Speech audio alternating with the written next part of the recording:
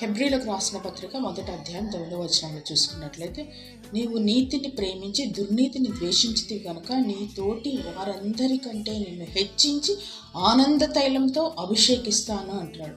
ఆనంద తైలంతో అభిషేకిస్తాను అని దేవుడు సెలవిస్తున్నాడు. అంటే నిజమే కదా, ప్రస్తుత దినాల్లో ఆనందం సంతోషం అనేది లేదు.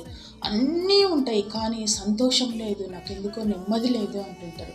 ఒంటరితనము ఎక్కువ లోన్లీగా ఫీల్ అవుతూ ఉంటారు.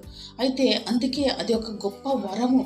ఆనంద తైలంతో నేను అభిషేకిస్తాను, ఎందుకంటే నువ్వు నీతిని ప్రేమించి దుర్నీతిని ద్వేషించినావు కనుక. నిజంగా చూసినట్లయితే అది ఒక గొప్ప వరమే. ఎందుకంటే వాక్యం కూడా ఉంది కదా సామెతల్లో, ఒకడు నవ్వుచుండినను వాడి హృదయంలో దుఃఖం ఉండవచ్చు కదా. అవును, ఓకే, ఏదో ఆర్టిఫిషియల్ నవ్వులాగా నవ్వాలి కాబట్టి నవ్వకుంటే బాగుండదని నవ్వే వాళ్ళు ఎంతోమంది ఉన్నారు. నిజమైన నవ్వు లేదు ఈ ప్రస్తుత దినాల్లో కూడా. ఇక్కడ చూసిన బాధలు శ్రమలతో ఉన్నారు కనుక. అయితే ఆయన నోటి నిండా నవ్విస్తా అంటున్నాడు. ఎప్పుడు నీతిని ప్రేమించే వారిగా ఉండాల. దుర్నీతిని విడిచిపెట్టి మనం నీతిని ప్రేమించినప్పుడు మన తోటి వారందరికంటే మనల్ని హెచ్చిస్తాడంట ఆయన. నిజంగా ఎంత ధన్యత కదా, ఆ చిన్న పని మనము చేయాలి.